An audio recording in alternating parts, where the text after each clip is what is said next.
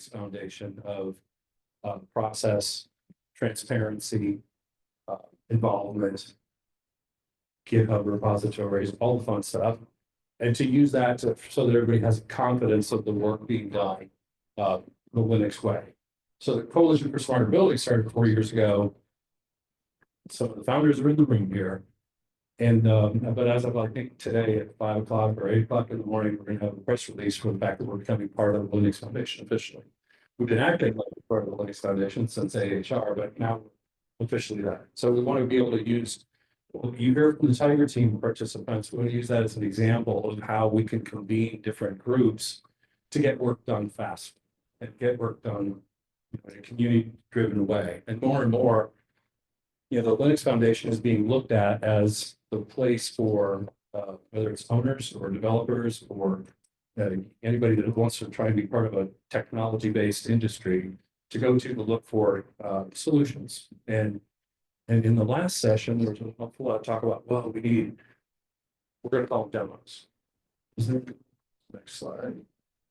We're going to talk later in the presentation about some of the things we're going to go do beyond Tiger Team, but we're going to let Tiger Team go ahead, and then we're going to talk about some of the different work that we are thinking about doing. We want to get your feedback on what else maybe we could convene under the Linux Foundation to get done to move the industry forward. So as you're listening to the Tiger Team presentation about semantic metadata model normalization or standardization, we say semantic. Took a semantic metadata model. There we go.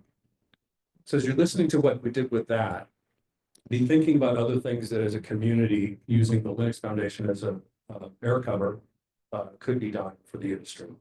And that. Perfect. With that, we're going to get Andrew Rogers up here to get us kicked off. Quick show of hands. Are you sharing the screen? Who has heard of the Linux Foundation in this group? It was. Okay, so we have some people whose hands aren't up. Keep that in mind, group, as we're talking about what we do. Who also here represents building owners? Any show of hands here? One solo building owner. Perfect. All right, with that, Andrew, I'll kick you off. Okay. All right. So I have the unenviable position of trying to share some of the work that other really smart people have been doing in the last 8 weeks, including on Zoom. So let me just go back through here and figure out where the screen share went. And is that still sharing? There we go. All right. So we're going to split this kind of conversation up a little bit, but we'll start with the what. And the what's going to get really detailed in a few minutes. But for now, I'm going to try to keep it pretty high level. And we're talking about semantic standards. And a realization I've had over the last month and a half is words like semantic and ontology and standard, for that matter, get thrown around all the time by marketing organizations, even by people who are involved in them, and they don't, like what they actually are isn't always immediately apparent. So we're going to talk about why do we care about this? What is this thing even? What's the difference in a semantic standard and a tagging standard, or of a backnet protocol? Why do we need these standards? So the other word besides semantic is ontology, right? And if you take one thing away from what I'm going to tell you today, you already have an ontology. Everybody in this room, every organization has an ontology. It's just the collection of concepts that you work with and perform your business with. Absolutely. There's no exceptions. That's a factual statement. Don't argue with me. I don't care. And it just helps you define how you see your world. It's how you talk to your colleagues about the work you do. It's how you talk to your customers about your product. All of these concepts mean something to your business and your organization. And a word like customer seems like, from a English language word, that's a word. You can go to a dictionary and look up a definition. But I guarantee you, if I sat you all down and asked you what a customer was for your business, it's different for every single one of you. It means something slightly different.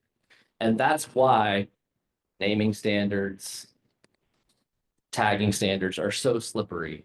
And it's why we need semantic. So when we say semantic, when we're talking about ontology, shared ontologies, standardized ontologies, we're talking about being very concrete and explicit about defining the meaning of a thing. And you can almost think about it as reinventing language from the ground up, in that, like, you have a word, and instead of implicitly assuming everyone knows what that word is, you go through the process. And this has happened, ASHRAE 223, which is one of the standards that's going to be presented later, that I've been, pretty involved in. It's a very strenuous, extenuous, long process of defining what that word means in that standard. But when you've done that, every time someone else uses that word or that token or that phrase, everyone can be confident that they know what it means. And if you've ever gone into a building and looked at a points list from a BAS and seen a word like zone temperature, or a phrase like zone temperature set point, and not been 100% confident what it means, then you know why this is important. One of the points I think that also often gets lost is this last bullet up here. We're talking about these standards and we're talking about making them pretty exhaustive, but ultimately, and this is some of the criticism I've seen about these ontology standards, is that it's almost impossible to define the entire universe, right? Like, you spend as much energy defining the universe as the universe. Yeah. But they're always extensible. So yes, the standards that you're going to see today miss some concepts that are probably really important to your business. They're all open, so you're welcome to contribute those nuances to those concepts that are important to your business. B, you can always extend them and still benefit from the shared concepts that everyone else is using. So there's nothing that says adopting one of these standards means you have to change how you do your business. In fact, if that might be the case, you might decide that you want to do that because you gain efficiencies and cost savings, but it's never required. You can always model your own concepts, no matter how broken they are. That was a joke. So then the other thing to talk about is why do you care? Like, why do you care about this at all? And really, it's this Metcalfe's law. So Metcalfe, I'm blanking on his first name. I've eaten dinner with him. Bob. Yeah. Bob Metcalfe was working at Xerox PARC and invented Ethernet, right? And if there's anything we can agree on, I hope today, about dominant technologies, Ethernet has dominated the world, more so than any other communications protocol in history, than mail even. There's more Ethernet devices than there are addresses. Like, it's amazing. There's just so much. It's everywhere. And everything we talk about migrating to IP, all of that's Ethernet. We talk about AI. The AI data centers are built on Ethernet now. They're replacing memory access with memory access over Ethernet. It's just amazing how far reaching the standard is. And Metcalfe's law states that for every node connected to a network, the value of that network grows with the square of the nodes of that network. And that's what we're talking about. We're talking a network. Okay, I didn't have another slide. A network is just a graph. And when we talk about these ontologies, a graph, in this case, the computer science concept, not a pretty Excel chart, but a graph is just a construction of nodes connected by edges. And that's what a network is. A network is a device connected by a wire to another device that may be connected to a bunch of devices through a switch, et cetera. These are just nodes connected by edges. And it turns out that's a really powerful construct for modeling information. And an instance of one of these ontologies, or a collection of ontologies like we're going to see later, which is really what we're talking about in this Tiger team, was how do we get all these different ontologies that are originated in different domains to be able to be brought together into a single knowledge graph for an organization's use cases. So a building owner has this really broad set of use cases that covers tons of different domains.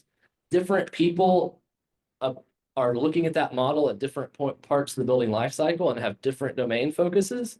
But ultimately, the most value is generated when we connect all those concepts together, from design to construction to operation, the entire life cycle. And so that value of connecting those nodes together is this, Liz to Metcalfe's law, which is we get the exponential value of those connections. Of each piece of information you add to your knowledge graph about your building or your organization, you get the square of that effort. And that's why it's worth doing this. All right. Now, I'm either brave or stupid, but because I realized how abstract all those words I just said were, even though I tried really hard to break them down, I created a little demo, and let's hope it doesn't completely break. And so this is just an example of a few of the standards that are involved in the Tiger team and how they can work together. So we're looking at brick data, real estate core data, and ASHRAE 223 data. These are the ones I'm most familiar with. This applies to any standard that you can represent as a graph, so that has a RDF output. So I know Haystack is one that does that. And then there's a lot of other standards. IFC, I would have loved to have gotten some of the IFC to RDF in here, but I just don't know enough about it to do it. So you're stuck with what I know. So the first thing, oops, see, I already screwed up the demo. So the first thing we're going to talk about is this brick data. So this is a simple building in brick terms. It's got a space or two. It's got a rooftop AC unit. It's got some sensors, right? Very simple. And that represents one domain, right? That might be the system integrator that's implementing that building. This is what they care about. They care about some HVAC equipment. They care about the zones that are being, served by that HVAC equipment. And we got a real estate core data. Eric, don't look too close, whether this is really correct or not. But it's got a lot more information about the space. It's got desks. We care about who's in the space, how many workers are in that space. And then we've got ASHRAE 223 data. And you see how quickly these graphs get pretty complicated, right? So this has information about the rooftop unit at a very detailed level. And again, I'm not going to zoom in too close because my vibe coding may have failed me there. This demo works, and that's what's important. So what we're going to do is take those 3 fragmented graphs, completely standalone data models. They don't have any relation to each other. They were generated by people working in completely different domains. One was the leasing agent who was trying to map out their building and figure out how they lease the space. One is the system integrator, and the other one is maybe the OEM, hopefully someday, where we're getting detailed models of our equipment. And what that turns into is a really complicated graph. And this also highlights why when you see pretty demos with fun graphs like this, there's very limited value in the actual graph, looking at the graph like this, because they get so complicated. But this is also a demonstration of why they're so valuable. It's so hard for us as humans to keep something like that in our head as a construct, that many edges, that many connections, how they all work together. So this is a data model that was constructed together from 3 different domains. And now we're going to ask it some questions. So the first one is pretty abstract still. Sorry, I've been busy this week before the conference, but I've got some better ones. This one is just to show how these different domains work together. So here we're asking, I know that I have a brick graph with a rooftop unit. I want to know about the ASHRAE 223 defined subsystems that are part of that rooftop unit. And so it just walks through that graph and finds these subsystems. And to give you an idea of what that's doing, we saw that really big, complicated graph. Well, this is the actual fragment of graph with the information from brick and 223 that's relevant to answer this question. So it's able to shrink in and just look at the data that's relevant. So the second one, I have a air compressor or air conditioner compressor in this rooftop unit that broke. And one of the things I need to know is how much area, like I need to replace it. So I need to know how much area is affected. There's 100 that are served by the HVAC zones that are defined in brick by the real estate core model. So this is saying there's 100 square meters of affected area that this unit serves. So that gives me some, if I need to know replacement. I think this one's maybe a little more direct. Yeah, so this is the compressor model number. And then specifically, there's 20 people in this area. So I need to go find 20 spaces, 20 seats for people because this rooftop unit is affected and I can't have them working in that space until it's fixed. So this are answering very, very cross-domain questions. And this is very trivial example, very elementary, but hopefully it serves as something concrete for you to wrap your head around about why this is important. And it's not just abstract words that technologists are yelling at you. This one's really fun to me because I worked a lot on the voltage models in 223. So this is, okay, I need a compressor. What is the voltage do I need to buy the compressor for this building? And we're able to find that in that graph because we have these complete models from all these different domains. Get back to the presentation.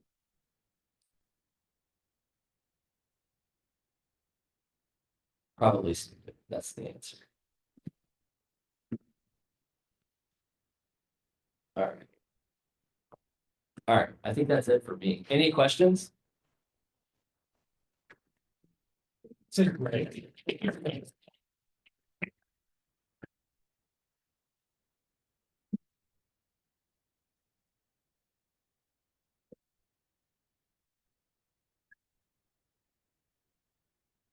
All right, let's see. You may want to Try the move that, big green arrow.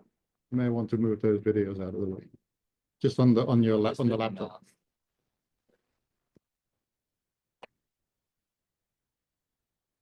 Just drag it away. There you go. All right, let's try that.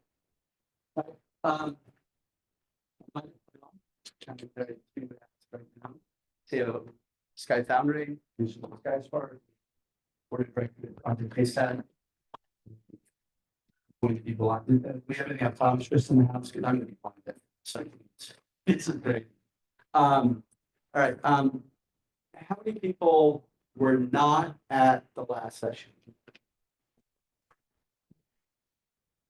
Okay. We were at some last time. So I tried to minimize the redundancy in the slides, and I was hoping there was going to be more business owners. It sounds like you get the door prize. Put back in the presentation. When you move the mouse quick. No, leave that there. Just move the mouse. Just click on the blue. Click anywhere in the blue. Now, Yeah. now you're cool. Right? Down arrow. I got nothing.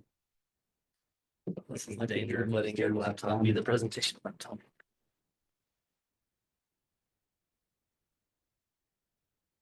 There you go. Sorry about that.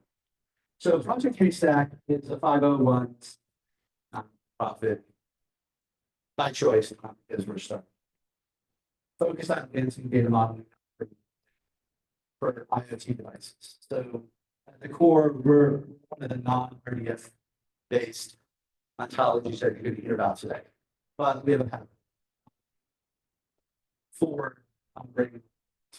So open source in 2011, the built environment, leading semantic modeling technique. Haystack is in about 100,000 buildings worldwide. There are deployments on all 7 continents. There are 1,000 companies that are actively using Haystack. And 50 OEMs that are using Haystack today. So it's out in the wild. The largest data analytics projects in the world are using Haystack. Recent accomplishments. As part of a Department of Energy grant, there was a lot of focus, and one of the praises of Haystack for going close to 15 years, is about this flexibility. I got a building, I gotta go in there, I gotta tag it, I gotta get my MSI, or systems integrator, and I want to start getting data.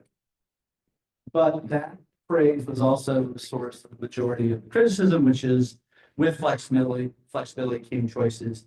And so 5 systems integrators might have haystack tagged the building 5 different ways, and no one necessarily knew exactly how the last building was tagged. So in this 3-year effort, Zeto, new foundational technology, which is a model, it's a type system for data models, now provides validation capability. So the biggest criticism has been eliminated. So now you're going to be able to go into a building. Building owner is going to say, I want my building tagged for these 6 applications. So it's going to be able to go and tag for haystack. They'll iterate through, so a systems integrator will be able to self-check whether they've tagged the building correctly, hand it off to the commissioning agent, or the commissioning agent will be part of that process. And the building now is able to be, you're going to be able to run the applications you're looking to do. So now you, with confidence, know what the building is tagged for and what it's modeled for. The next piece, major piece, was a public repository for specifications. So this is, think of NPM or Zeto. It's going to allow for crowdsourcing, there's visualization, the modeling. So like guideline 3068 needs have all modeled in there, and there's more to come. It's going to allow for OEMs to post their specs, systems integrators to post spec. Get out of the way from the world where you're going to have to enter in a Modbus register in the future, right? So it's going to provide a lot of reusability for. It's also going to have large language model powered searches. There's going to be a lot of capabilities that are not currently available. It's a phenomenal tool, and that's supposed to be released later this year. And then pathway of other ontologies. So one of the things that Zeto brings in addition to structured data and modeling is it can, as a compiler, export to JSON, it can export to RDF, and it can export to other data models. And so if you're going to interact with real estate, or if you want to export turtle files with RDF, and you want to iterate, you want to communicate and share information with another domain, you can do that as well. All right, so, our vision for, the ecosystem is you've got the owners need to start requesting Zeto specs, because then it can be validated. The consultants need to start specifying them. Systems integrators are going to hopefully use the repository and share within the repository. The manufacturers contribute. One contribution that goes a long way for manufacturers is simply make your specs instead of in a PDF format, put them in a machine readable format. You can ingest them and you can automatically create a Zeto file automatically.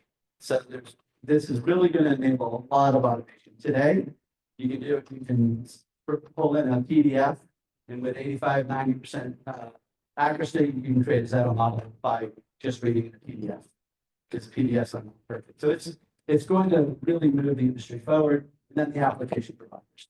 So Clockworks Analytics, co-CEO, is also a board member. He shared with us a couple weeks ago, Haystack Connect, that he often gets asked by a customer, says, hey, the building is modeled with Haystack already. Do I get a discount for onboarding? And today he can't answer that question. He says, I don't know. Let's find out, but let's find out means he pretty much has to go through the whole process before he goes. He's going to be able to ingest all the data in the building, tap into the database that's got the Haystack information, and we know that 952 of the pieces of equipment are tagged appropriately to run the Clockwork Analytics applications, and there's 48 that we need fixed. 2 of them have 3 tags, the rest of them have 4 tags missing. Here the tags are missing in order to, so then they'll iterate through after they get tagged, and then they'll be ready to go. It's going to be an amazing reduction in effort going forward. The goal, everybody talks about AI. And I know a number of people have heard me say this at least once or twice, but data is exponential with AI. 5 times data, far more valuable 5 times X data. And so even if you don't know how you're going to use your building's data, you need to start collecting the data today. Best time to plant a tree, 20 years ago. Next best time is today. With AI, you need to start collecting the data today. And so one of my definitions of value is return divided by risk. It's down to benefits less cost divided by risk. You focus on those 3 things. And so Haystack delivers value to the building owners, the systems integrators, the MSIs, the manufacturers, application providers, the data scientists.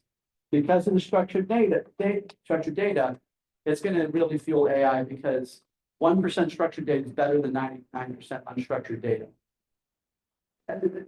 Excuse me. And the data sets that we're dealing in the buildings is not the size of the data that's on the internet.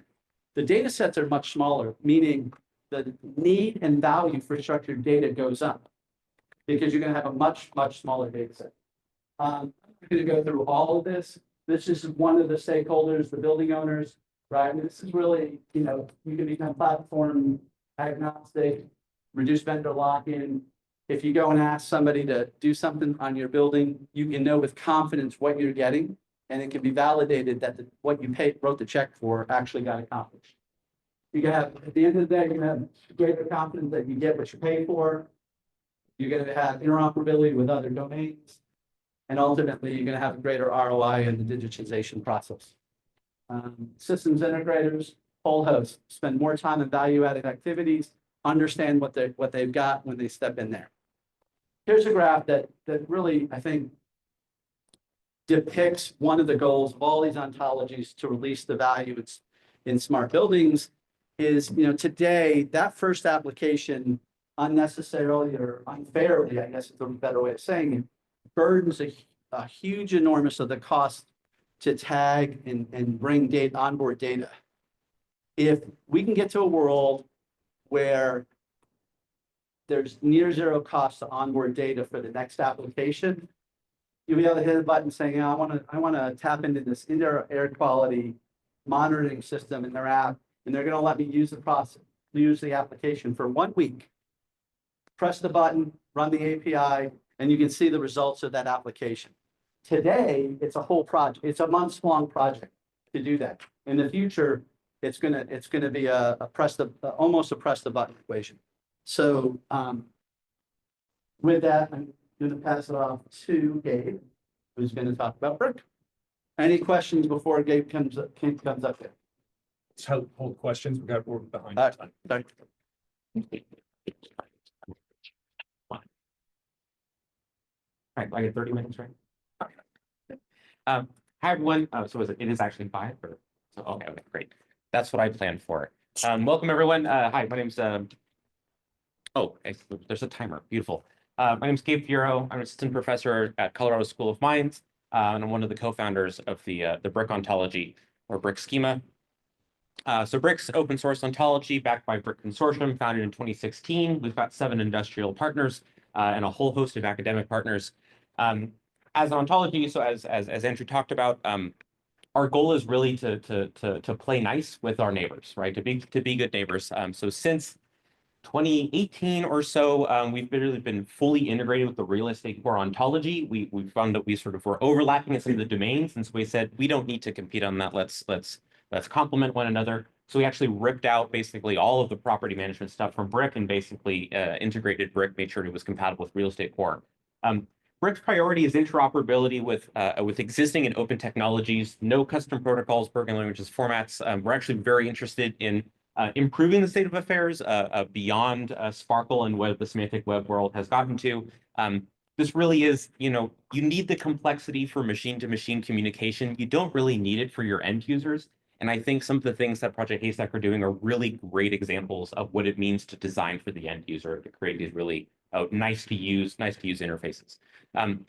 In Brick, we've been building up hundreds of point and equipment classes backed by formal definitions for validation. And we also right now sort of work out of the box with Azure 223 and the integration with Project Haystack through the RDF module is also something that's a big priority for us and one of the things we're working on. So what are the benefits of using these open standards? I don't have to talk a whole lot about this because Andrew did a great job. But we really want to tap into the existing, ecosystems for these tools. So I can say that for Real Estate Core Brick and Active 223, there's already support in all major programming. If there's any programming language that shows up on like any sort of resume that people would actually hire for, there's support for RDF in that programming language, right? And even if there isn't for your custom programming language, you can talk with it over a standard protocol like HTTP. You can get all the data out that you would need to. And we want to integrate as much as possible with the existing ecosystem, not insist on creating our own.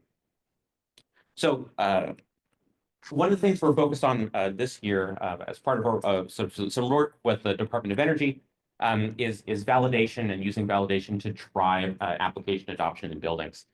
And what we'd like to do, right, is have your metadata requirements. So any sort of application you want to run, if that's a control sequence, if that's a suite of fault detection applications, is to basically specify those requirements in the contract or the RFP language. And have that be actually an executable definition that the customer can run themselves and not actually rely on the provider to actually say, no, we did it correctly, trust me. You have a specification, it's in the contract, you feed it into the tool, hit go, and it lets you know what's missing, what's incorrectly tagged.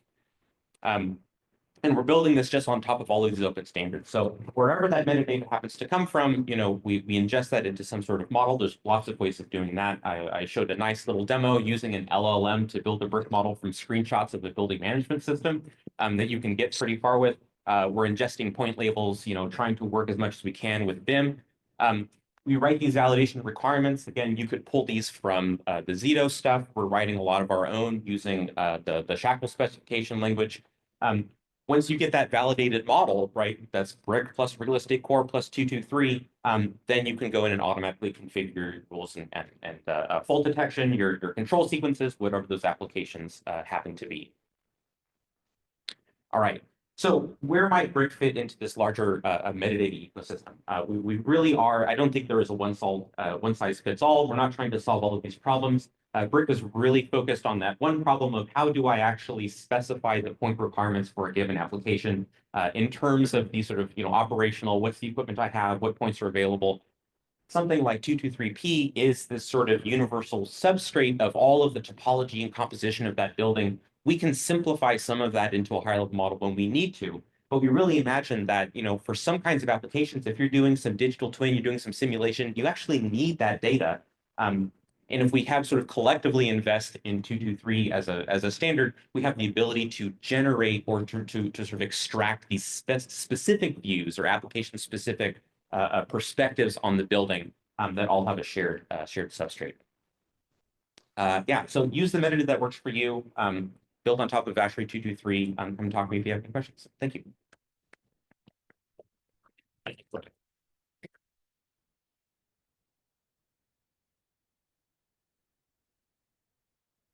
Okay.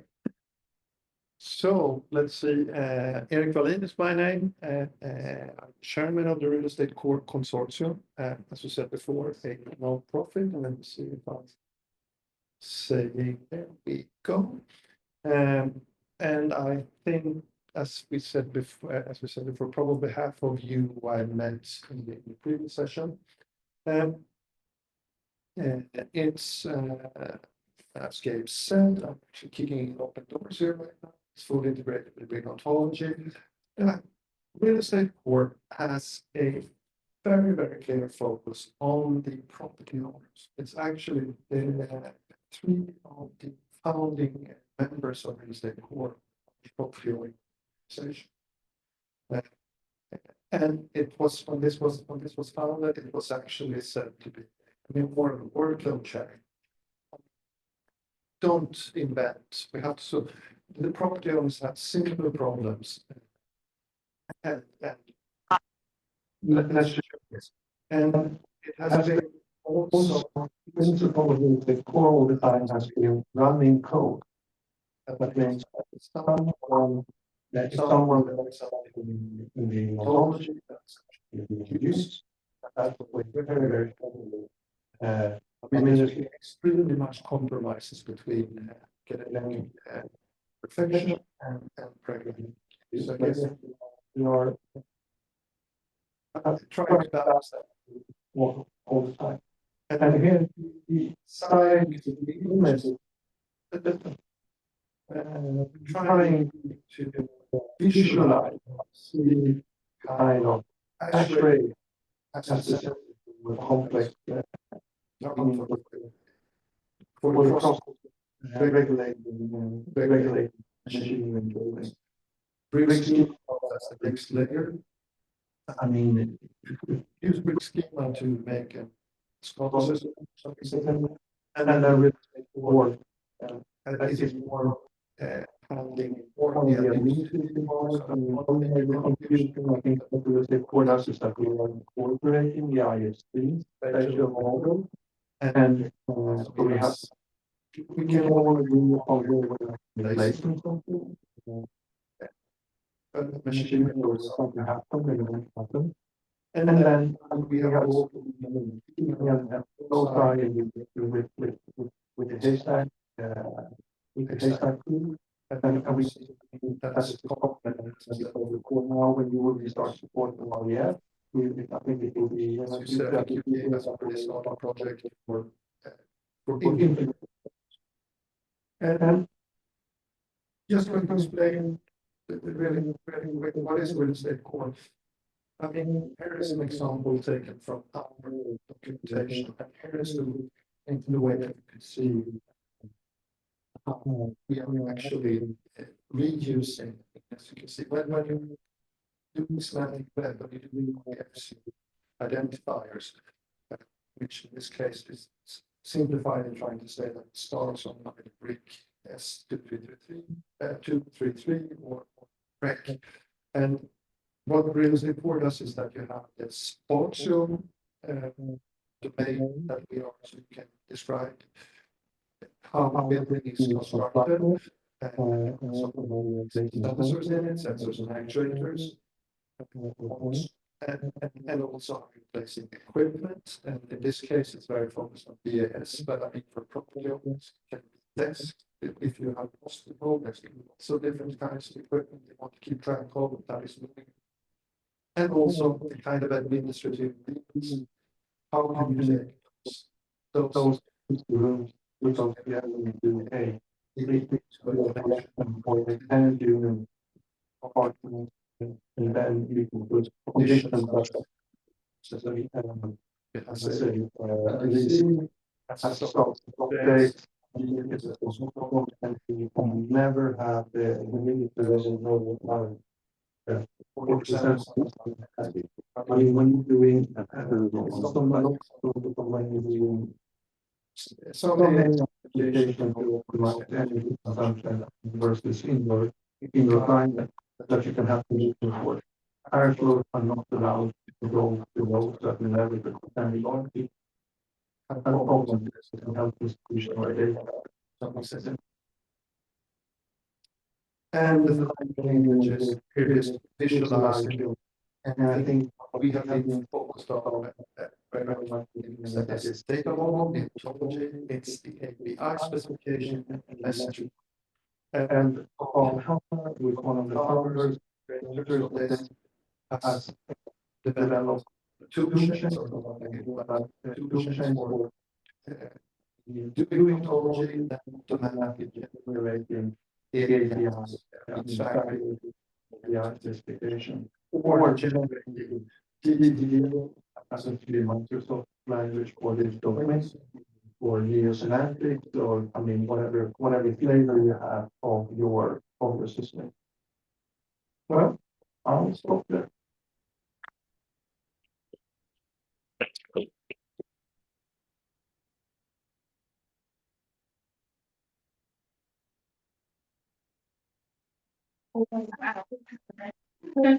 Hi, my name is Kersida Bashai. It's one of the national state this. So today I'll be planning about today.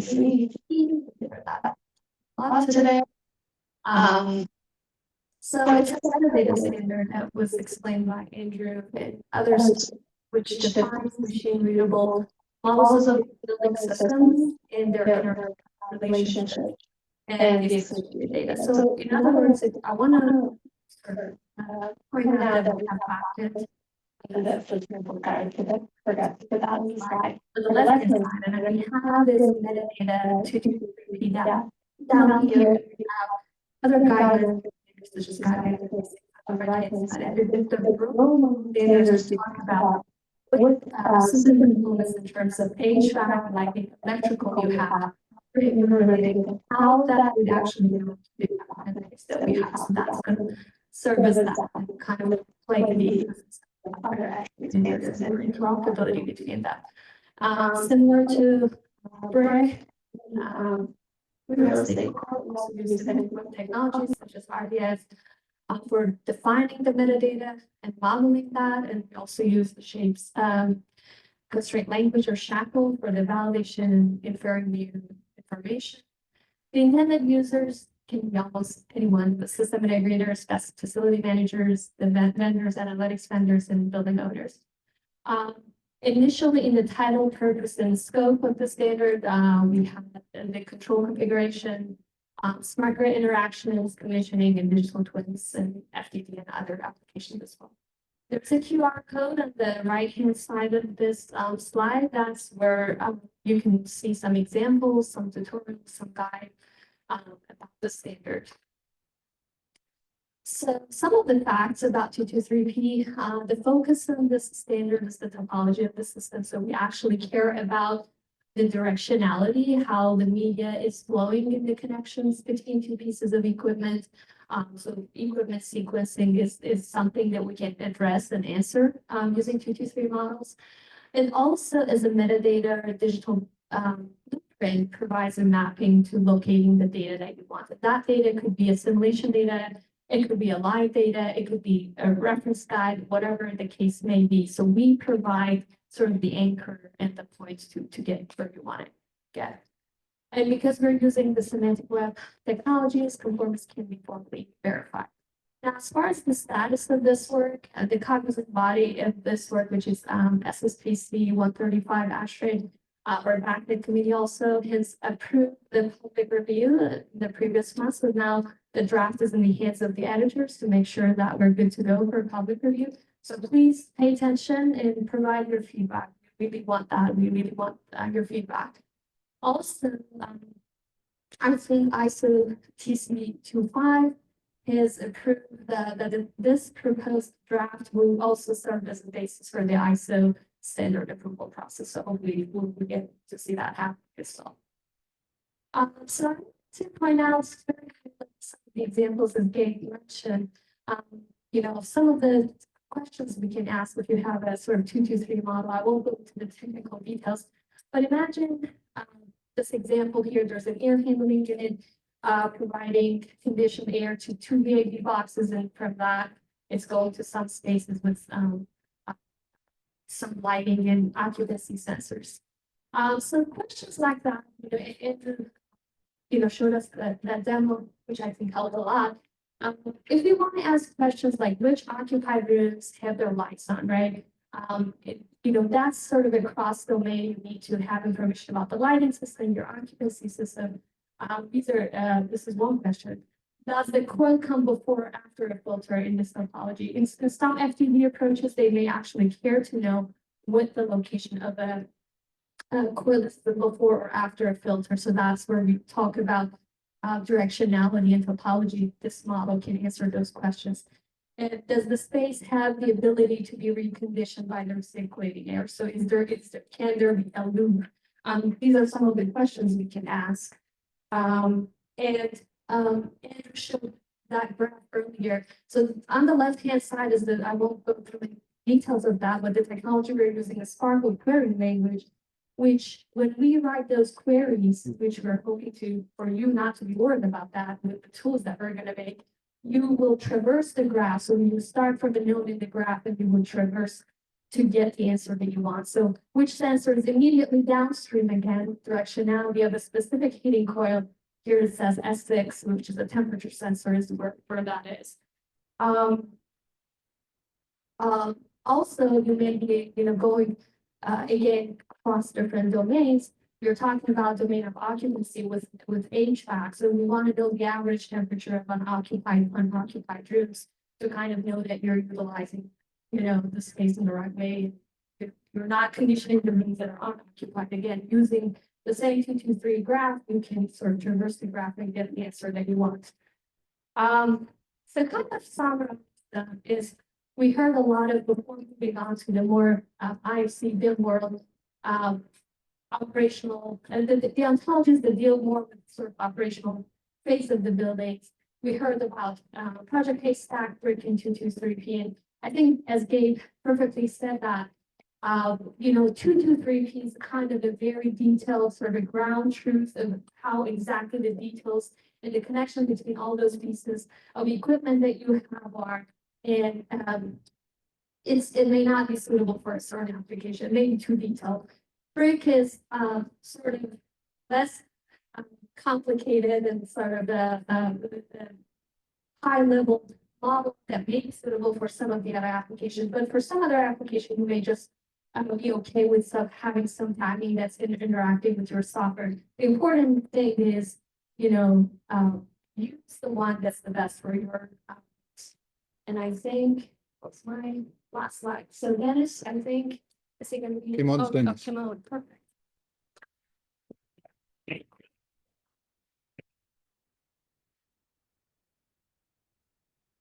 Hi, my name is Kim. I'm going to be presenting two sets of slides here. Dennis might jump on later, but I've also been involved with the IFC development for building information model for over 2 decades as well. So very familiar with IFC. We use it. It's a very metadata-rich 3D object model with 700 classes. It's very complex. It can do a lot. And started with this over 2 decades ago. We still use it today. There's like standards in there like COBE for transferring mechanical equipment over to operations. It's very powerful, but it is very much based on kind of a file exchange, which is very powerful. You want to get from design and construction into operations, for example, we go to COBE. If you want to share an architectural model with mechanical model, IFCs were shared. So that's the big strength that you can pretty much do anything that has a very rich geometry, including the 3D aspects of it and data associated with it. In Dennis's slides, he talks about it being ported over to XML, RDF, OWL, Shackle, and JSON. I'll show that later as well too. So anyway, how many of you have heard of IFC? Is this a new thing? Some of you have mentioned it. It's been around for a while. There's a Building Smart International, and that's representing the development of that, and also the National Institute of Building Sciences in the US for the National BIM standards, references IFC and COBE as well, and use in design, construction, and operations, going to operations as well too. I'm not as familiar with this slide, so I'm not going to speak much to it. Maybe Dennis can jump on later, but this is about IFC Shackle standard that is being used. I'm going to leave it at that because I don't want to say the wrong thing here. So we'll wait for him. And there's also some newer IFC JSON and MQTT, it looks like, for building monitoring systems. So this kind of touches more on what we're talking about here as well too. So that's shit. I'm going to leave a few minutes for Dennis. Switching gears a little bit. So as we got involved in IFC over 2 decades, it's probably about 25 years now, for us, we found a limitation because we wanted to have IFC, like I mentioned, more of a file exchange format. Get everything out of one model, get it to the other model with all the geometry. It's very heavy, very powerful, but very heavy. We needed a format that allowed us to be in the cloud, to use it as a web service. And we call there's several names that have been going around. One that was Slim BIM, minimum viable BIM, we have Cloud BIM as well, but it's focused on the minimum geometry that's needed, that you can add a lot of data with it that would support things like sensors and web services and everything, real-time interaction with the transaction versus the file exchange. This has been in use for a couple of decades now. And it supports BIM and BIS. It's a simplified subset. It's very directly related to IFC, but it's just a very intentionally kept to the minimum geometry information associated. We have the BIM XML version that's on bimxml.org and also a BIM.json version. BIMXML is for backward compatibility as well, RESTful APIs, and also has a post in it yet, so you can actually update the data. It's not just a one-way thing. You can actually start having conversations actually with JSON. It also integrates with GIS, and this actually happened probably about 15 years ago. We were involved with the Spatial Consortium, which drove a lot of this. We wanted to get into the GIS flow and get all the way down to these equipment and use it for web APIs for interactions with different systems. And now it's being used also with the IBD C4SV, which we see a little bit later. So through PADI, where you get the geometry out one server and get it in another server, another system, being able to attach other information to it for controls and automation. The benefit, the focus was our testing 2 decades ago was, can we hand it to somebody that knows nothing about BIM or buildings and have them build something connected to it within minutes, literally within minutes. It'd be very simple. Basically, here it is. You have APIs and everything available, and it's still being used today like that. So this is the overall structure. This actually was from the Open Geospatial Consortium. The objective was to web service enable BIM at the time with GIS was the first implementation of it. We demonstrated it live. NASA, GSA, and others were involved with this as well. Server was running, building data, latitude, longitude, basically geospatial data. And then the geometry that you're seeing essentially is the geometry I was talking about. It's building footprint, geometry of the footprint, geolocated, the floor, which is related to IFC floor, space, the geometry of the space. So the minimum that we need is the geometry of the space. Once you have a space, you can attach all kinds of attributes. What's the temperature in the space? How big is the space? How many people in the space? What's the sensor in the space? And then assets inside it. Get down to the space with the room level. Again, all still related to IFC, but again, the minimum step is very complex structure. And the object inside the object or piece of equipment that can have additional attributes to it as well.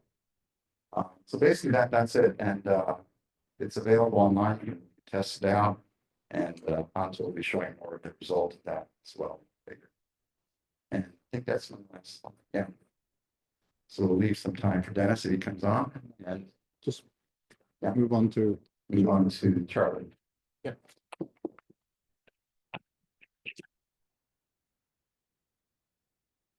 Right, thank you all. So I'm gonna pull this way up. I mean, way up, like you may end up getting the bends as you start to elevate this. So my name is Charlie Buscarino. I'm a smart building consultant who also does technology design that supports those smart buildings. There we go. So quick story. When we were trying to tell the smart building story and trying to pitch our services and so on pre-COVID, we had tremendous trouble, like trying to get traction, trying to explain the value and so on. Post-COVID, I wouldn't wish COVID on anybody, but there were 2 interesting outcomes. One was technology proficiency became normalized. So if you were the CEO of an organization, you printed out all your emails and you gave it to your secretary, or your secretary gave it to you, you wrote it in and gave it back to it. Everyone needed to be able to understand how to use technology. You had to be able to get on Zoom. You had to be able to, communicate with others. So it took the fear factor a little bit out of technology. The other thing that was interesting that came out of it was the need for insights. What's going on in my buildings? How much energy am I using? What is the occupancy? What's social distancing? I needed to understand what's going on. So that not only elevated the value, but it also meant I needed data. I need data in order to get those insights. So now, post-COVID, this idea of what's a smart building and what are the insights, it made the conversation a lot easier. And so as we started going through these conversations, we still didn't get down into the technical as to frankly, most of the people I'm talking about aren't concerned themselves with the data. They expect all of you to deal with that. But the conversation is about, and typically I would say around, when we're having a smart building conversation, I'm not talking about the enterprise level, big monster companies that have 50-man departments, 50-person departments. But it's about that, say, 500,000 square foot headquarters project, where they're rethinking who they are and who they want to be and what's their brand and all those things. Some of you in the last session have heard some of this. But they're looking at it from across, when it's affected, they're looking from a cross-functional group. AV, IT, or HR, facilities, IT, marketing, leasing, and so on. And what they're doing is they're creating a consensus around what those insights are that elevate their brand and who they want to be and what this next generation is. So we go through, a day in the life, we look at the outcomes, then we start looking at those insights, and again, now it's leading us back to the data. So now all of a sudden we start to get traction around it. And so when we did that, we got stickiness, right? So now all the owners are invested. It wasn't us coming up with an idea that somebody should think about and need to carry it through. They all want this thing in the end because they all aligned on it, which is most organizations deal with. It's rare that they all aligned on something. But now we have to carry that all the way through to the end. This is early. This is the vision stage, right? And we need to make sure it doesn't atrophy as we go along, which it typically does. And if you think about what that process is, I've done my vision. Now I've got to do my design. Now I got to get it through procurement. Now implementation. Now commissioning. Now occupancy. And then the fun starts post occupancy when we're learning, we're iterating, we're utilizing the data and so on. So that is the challenge. Part of some of the tools that we use. And I think it's the idea that we're benefiting from the fact that we looked at the end, at the beginning. So it's easier to carry that conversation on. But things like the need to look at business processes in addition to the technology. How am I going to do that? The idea that one has to start to implement change management in that process. All of these things lead to what data do I need in order to understand these things, creating a scorecard to make sure all of these things stay intact. Most of these insights come from the stitching together of multiple technologies. So it's not just one solution that's delivering it. So when I start to stitch together these multiple technologies, and I use platforms in which to do that, honestly, I don't really care which ontology you pick, so long as you have one and you carry it through, even if it's your own homegrown. If you have one, it can be translated into something else. But now we have to start looking at, what do I need from this system, and that system, and that system, and where do they interface? These usually fall into multiple divisions. Okay, so what's the obligation? What's that racing look like that each division needs to own in order to participate in this integration? Do that at the contract level to make sure that they're obligated. Do this, and I mentioned this elsewhere, this idea of a scorecard, bring that and make it simple in their language, even the GC. The GC, listen, you have to deliver these 10 use cases. You may not understand what they need, but you don't get paid until you do. So now he's going back to his team. He's like, what's he talking about here? I need to have this thing in here and make sure that carries. So there are tools and methodology. They don't speak your language. They need to have that assistance in order to guide through. But in asking these questions and managing it in this way, I think we can get you engaged in the conversation to make sure it happens. And one of the things that I'm offering on this data side is each outcome that has value has a KPI that should be able to be measured. And so if the focus of the conversation is not to try to boil the ocean, but to eat the elephant one bite at a time, focus on the KPI. The owner has already committed to the outcome. So if we can put that KPI in place, and we say, all right, how are we achieving this, and challenge the team members all along the way, then all of a sudden we start having a good foundation for having the data conversation and the mechanism and that stitching all the way through. So that's my 2 cents on how we might be able to get from that vision and keep it all the way through to the end. With that. Like that's all.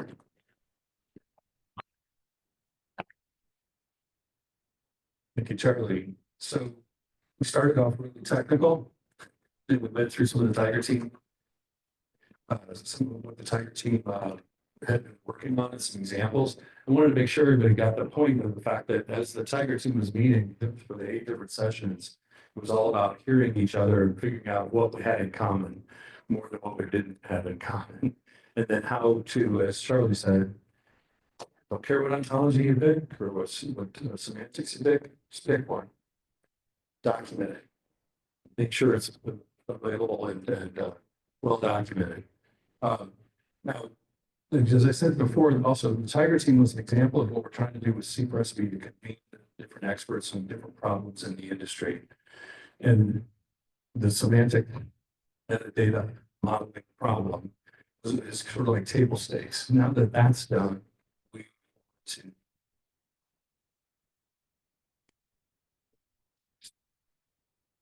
These may not be updated posts that my part. I think I hit it too many times. So this QR code will take you to the CPRSB website.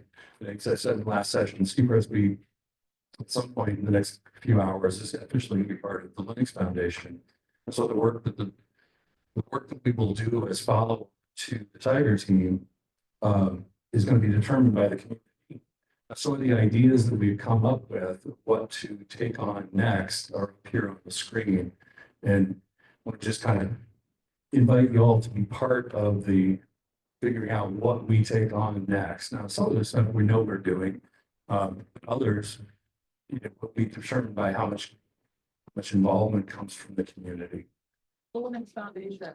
What is the Linux Foundation? How many people knew what the Linux Foundation was? Everybody knows of the Linux operating system that runs your iPhones, everything. But the Linux Foundation has really become an organization that's focused on the digital transformation of different industries. Or as one of the slogans is, software-defined industries. Whether it's automotive or banking or distribution or whatever, everybody wants to now be digital. They want to be software-enabled industries. And as of sometime today, the Linux Foundation is officially in the building. And so bringing the Linux Foundation approach to standards, open software, to this industry is what so the Linux Foundation is declaring at this point. Everything about the Linux Foundation is community driven and it's open. It's open source, it's open involvement.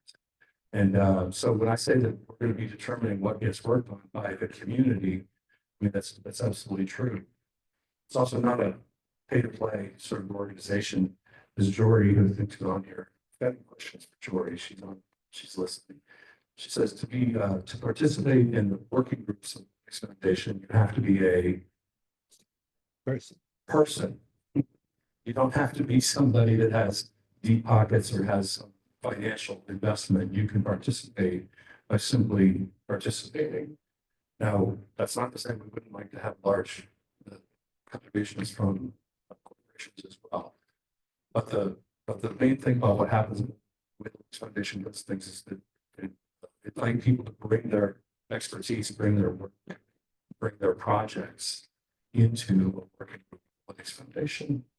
So a couple of ones that are up there that came out of the Tiger team was, well, we could really use some demonstrations beyond the fantastic one that Andrew did. Give another round of applause. So that was it was brave. But to be able to do demos of how the ontologies, the semantic normalizations, the data models, we're going to call them, how they can be used together to answer different questions, to make properties more efficient, more comfortable, more financially viable. So doing demos would be something we want to build on. In the Linux Foundation, I think they call it blueprints, but I think we decided not to use the word term blueprints for this group. Tutorials and sort of education is something that we're trying to be working around. But when we say outreach, that's really a function of education, trying to make the ecosystem grow and people understand the work that's being done in.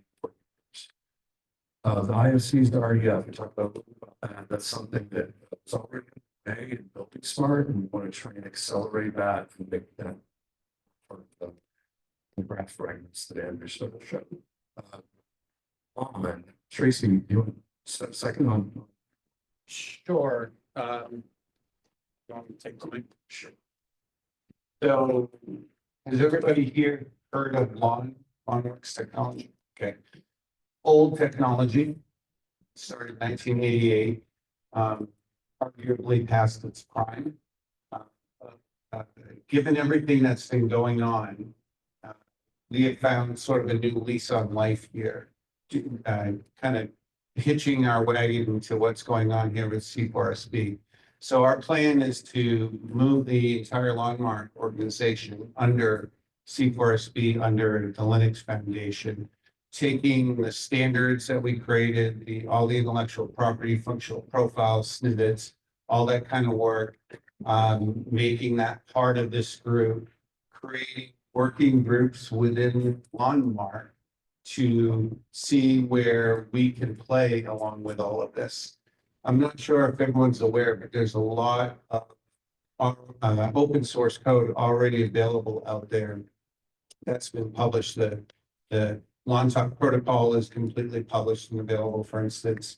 And now there's a whole pile more of open source code. So with recent announcements from the semiconductor industry that the Neuron chip is going to go unavailable here in the not too distant future due to lack of component availability.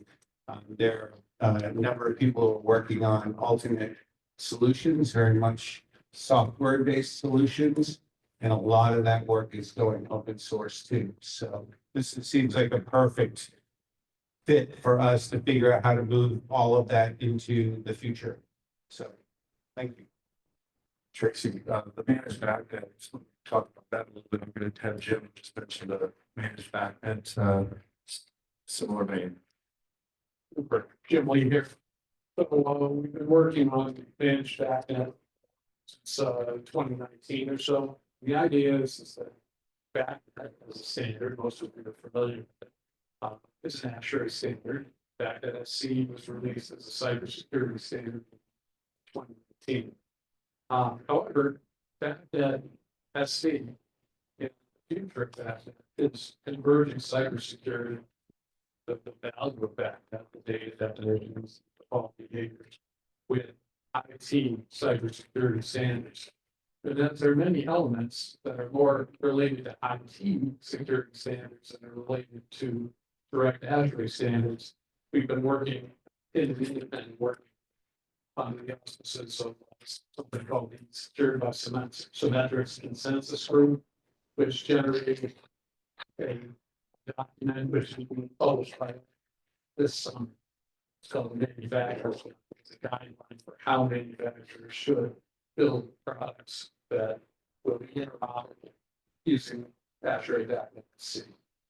So our thought is that the Linux Foundation is a great home for a lot of this work, because what we're actually interested in doing is looking at the IT elements and converging those with the 35 years of work that's gone into that so far. So that's our interest in the C4SB Linux Foundation work and getting involved. Right. Right.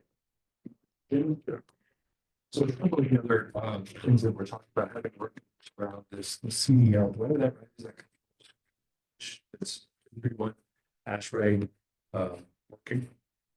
So it's a working project inside AshRay, is that right? Or proposed standard? Proposed standard. Oh, but they finished building. And so as a should I talk about it? Give me a minute on that. No worries. So that's also metadata standards, but more around the control concepts. So for example, guideline 36, which is a guideline sequence of operations, you can describe those sequences of And as part of the 223P work, we're trying to also. So that's just of it. And we think it's a good place for actually be able to accelerate the work. Okay. And give people an idea of what can happen if we do this fast. But what kind of couple of projects that I wanted to go is TXO, which is the total cost of ownership. Charlie talked a little bit about KPIs that can help set understanding of why we're using data and how data can help make better decisions if you've got data.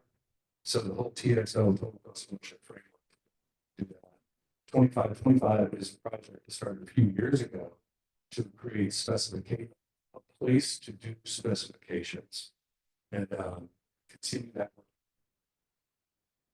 Renew it, refresh it with some of the technologies and some of the stuff that's happening with the player team. That IBB stuff, you want to bring that up to take that home? Yep.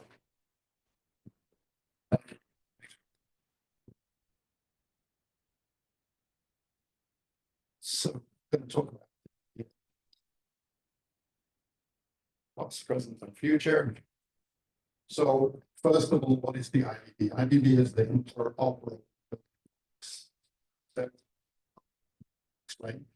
And its mission is to make buildings interoperable by using open standards. It is a bold, big sort of mission to make up. And we started this project over 2 years ago. And as Rick mentioned, one of the ways to think about C4SP is that what we've been doing is identify barriers to adoption of technology. That's kind of the core mission of C4SP. So one of the problems we saw 3 years ago is this. We're starting to bring buildings to the cloud. But there is no consistent way of doing that. So we have buildings and we have the cloud. And what we felt was needed. And there's obviously ways to do this, install gateways and install stuff in the IT organization. But we felt that there was a need of a standardized way of interfacing buildings network and the cloud, that is the internet. And that basically is what the IBB is. It's a box that is a boundary between the local network and the cloud. And in it is a operating environment that we call, which is basically a mini data center. And it's Linux, Kubernetes, Docker, containerization, and all that kind of stuff is being managed from that operating environment. There's an admin set of functions whose role is to install and manage all of the applications in the IBB. And the payload of the IBBs are these containerized applications that can be installed into the IBB. And the whole idea for this is that the containerized applications could be anything. It could be applications to do analytics. It could be gateways, buffering, or it could be data storage or whatever. It doesn't really matter. And as long as it can containerize, kind of keep up in the IBB. So that was the initial objective, was to figure out how to do this.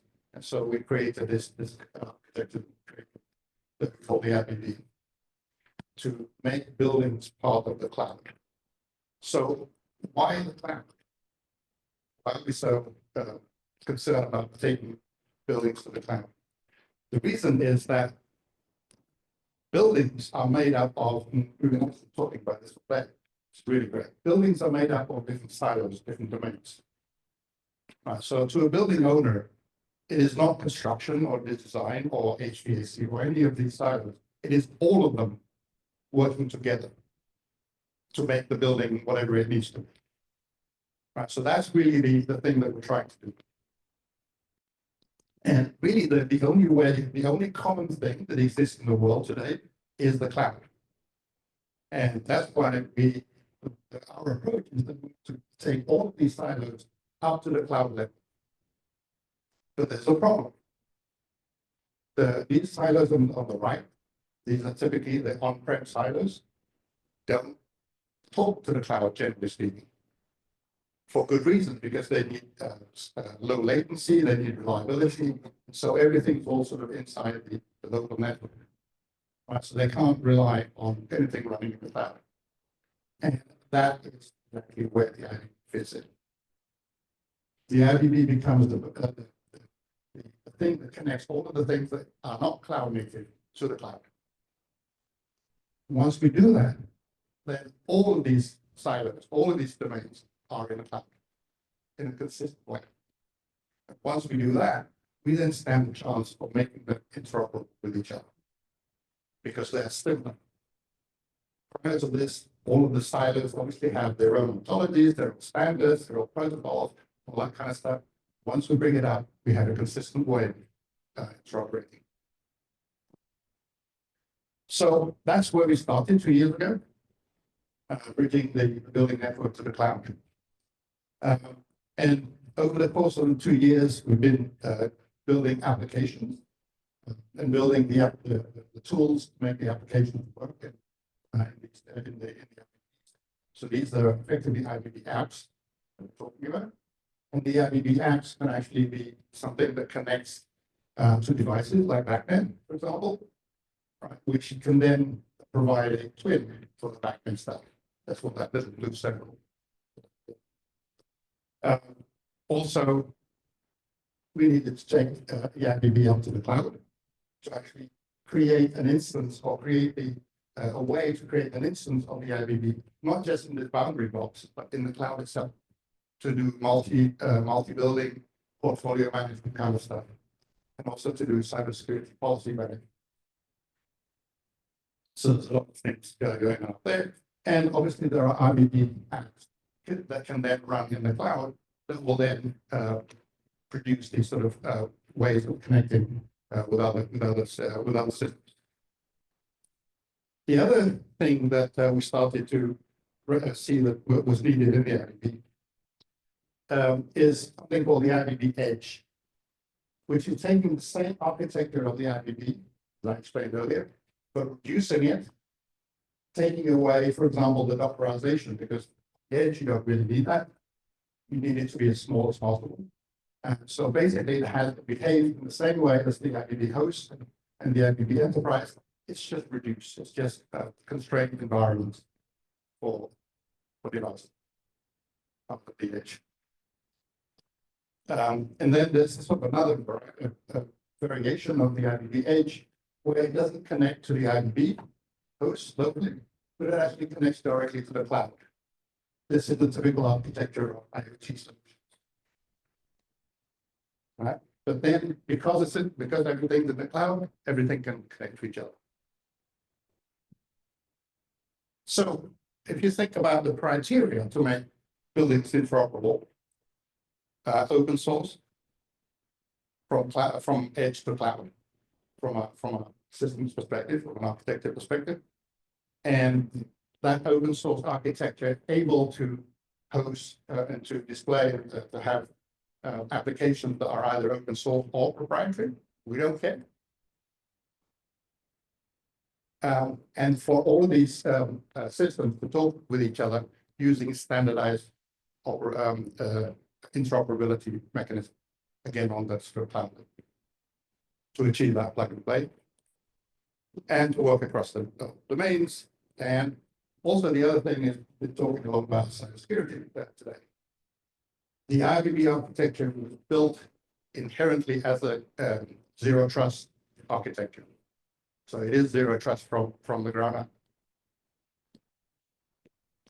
And one of the things that I think maybe Rick will talk about this is that we're starting to see a growing ecosystem of software developers for the IBB. And we're starting to see a growing ecosystem of hardware developers. And what we really want to do is we want to reduce how to do this into the ability to specify the use of the IBB architecture in buildings. We want to reduce it back to that level. So that's the vision of the IBB.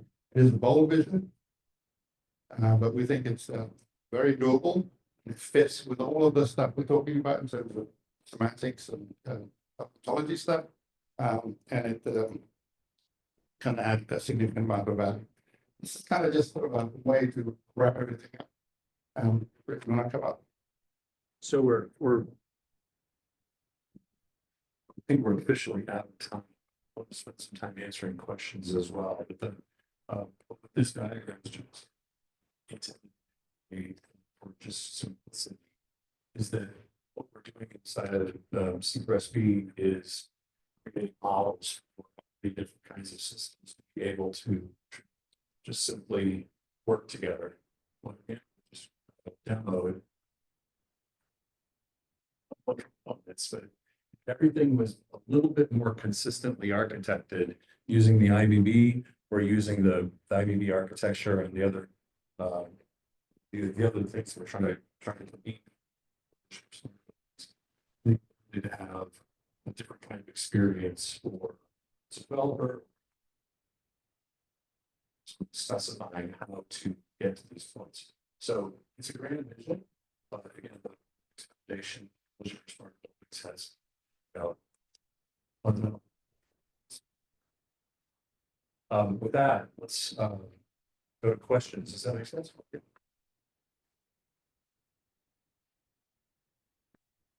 On any of the topics, or we can be down on time. Imagine that. Anything? Not really question, more statement. The biggest thing that we talked about at the very beginning, first on it, was that there are gaps. You guys tell us what they are. You guys work on them. That's awesome to do, right? So like, this isn't the way, this isn't the only way. I'm on the screen, but none of them are the only way, right? So if there are any gaps at all in any of the information that we talked about, that's what the Realcomm Foundation supports. We have the frameworks where you don't have to be the master of that idea. You just come to the table with it, right? So you're gonna put a little bit of time towards it, and our organization can help formulate the rest, right? Format the rest in different ways. So if there are any gaps in any of the conversations that we had today, please bring them up. Is this the QR code to the CRSP website? Okay. You want to go back to the CRSP website really quickly? Reach out to the CRSP website for any more information. That was stopped. Could you clarify the role? Versus versus IBB in that diagram? Or overall? We use the IBB as sort of a placeholder for the concept of data interoperability. So a placeholder. So some of there'll be different versions of IBB stuff. There'll be software solutions that don't require hardware that's in IBB. And we're trying to just bring more people together to define how the different components can be more. Does that sort of answer that? Yep, just seeing if there was a dependency or. No dependency. No dependency, and again, the definition of IBB is evolving. We had to put stake in the ground to say, hey, here's something that's going to help do what Anto described about making things cloud-native. And now we're seeing enough involvement, different examples of how it can. Another thing about the Linux Foundation is that we don't pick winners of different technologies. So if there's a different gateway that uses open source, we're intending to be an IDB, it doesn't mean it can't be working with Linux Foundation.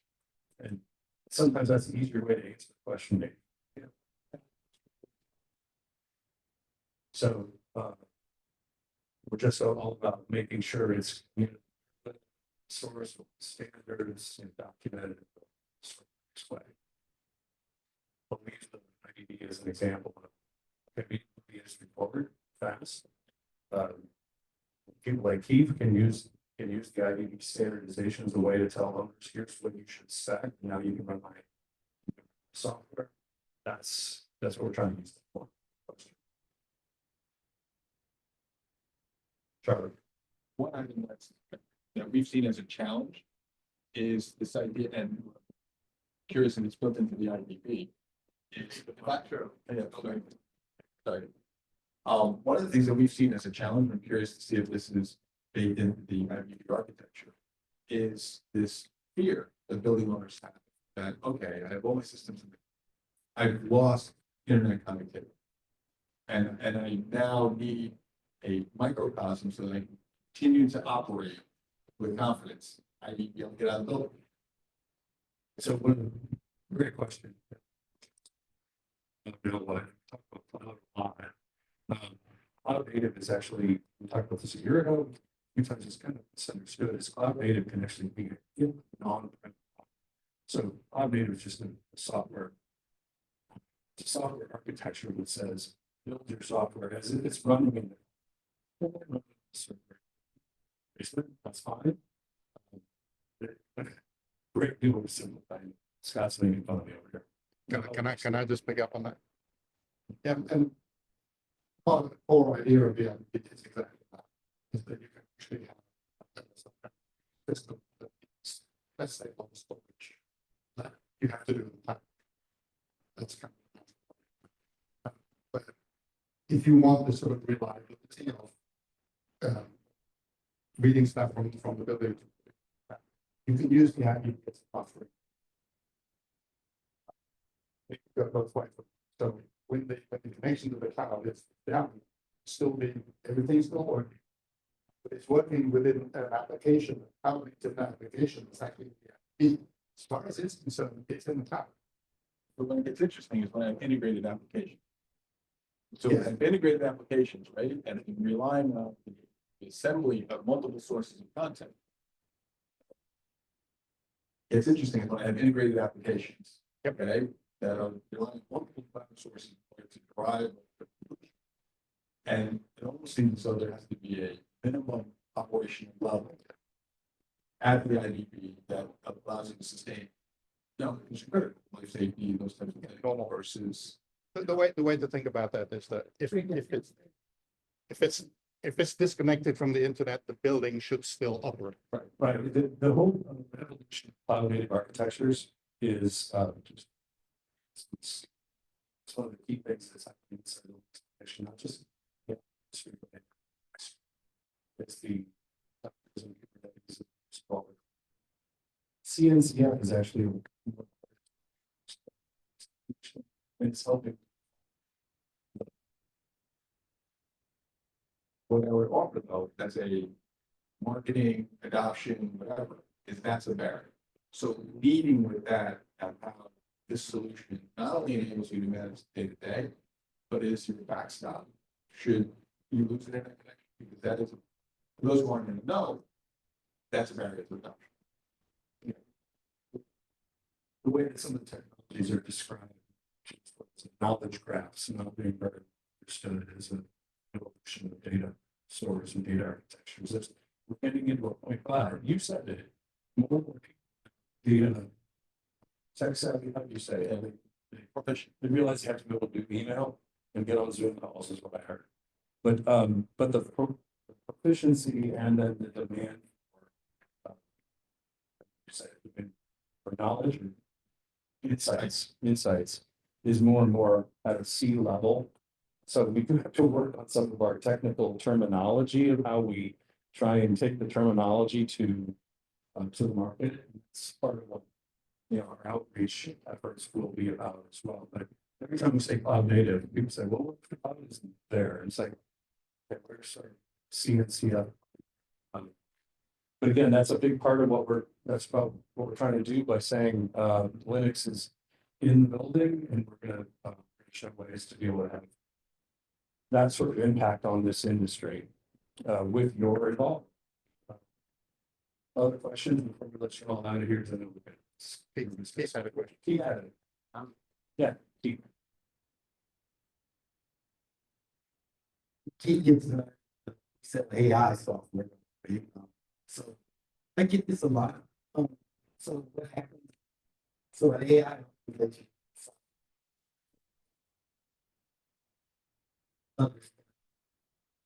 Yeah.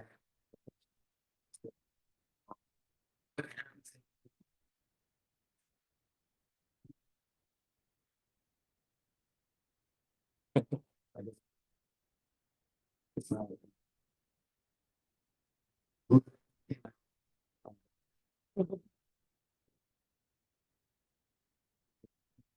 It's slots. And again, one other thing I want to say is that we've been meeting on Friday afternoons, I described it as awful. It's a terrible time to do it. We're gonna keep the time slot, okay? Because I just made a big deal out of it. We're gonna keep the time slot alive. And we're trying to figure out what working groups use the different parts of that 90-minute time slot. So we'll probably There'll be competition. no, we're gonna divide it up. We're gonna talk about what working groups needed, use part of that time for. Not every working group needs to work every week, maybe. So we're gonna start to have those discussions, but feel free to join the Friday, it's June 6th debrief when we're gonna start talking about where to go with some of these other groups. And feedback, input, and questions. And anybody have anything else? Oh, when we talk about outreach, the Linux Foundation calls it outreach, some of the call it marketing. But the Linux Foundation does want to have an active role reaching out to the industry and just kind of used to be that the Linux Foundation would just write code or create standards or whatever, just sit them on a shelf, but being more active is part of what the Linux Foundation wants to do in specific industries, and our industry is one of them. And it's Jennifer back there. Jennifer, you want to talk about outreach for a second? Everyone, I'm Jennifer Dealing, I'm a member team here, and I love to help people make stuff happen fast.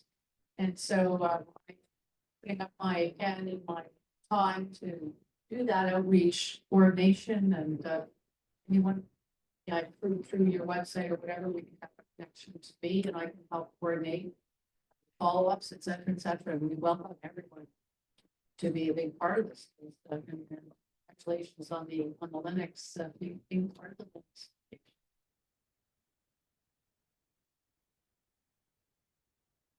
Can't see a thing. Look, you guys come up here and stand up here and look back this way. You don't understand what we call. So I can't see the thing.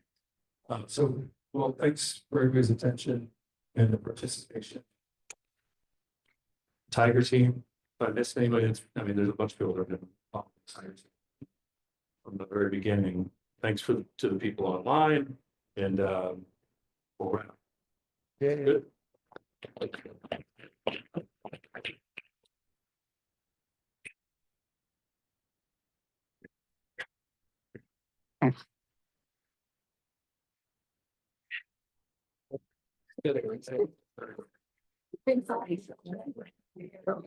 Very good.